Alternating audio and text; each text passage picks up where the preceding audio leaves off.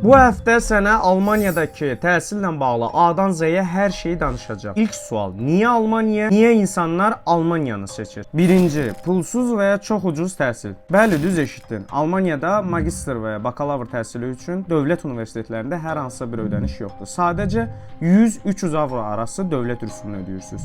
İkinci, yüksək keyfiyyətli təhsil. Almaniyada texnologiya, mühəndislik və elmi sahələrdə liderdir. Burada məzun olan tələbələrin iş tapma ehtimalı çox yüksəkdir, həm Almaniyada, həm də digər Avropa ölkələrində. Üçüncü, ingiliscə proqram bolluğu. Xüsusilə magistr səviyyəsində yetəri qədər ingilis dilində proqramlar var. Alman dilini bilmədən də burada təhsil almaq mümkündür. Dördüncü, Almaniyada tələbələr üçün rəsmi olaraq 20 saat işləmə haqqı var. Beşinci, Schengen zonası. Almaniyada tələbə vizası ilə 26 Avropa ölkəsinə rahatlıqla gedib gələ bilərsiniz. Yəni Almaniya həm iş, həm tələbə, həm də gələcək üçün əla seçimdir.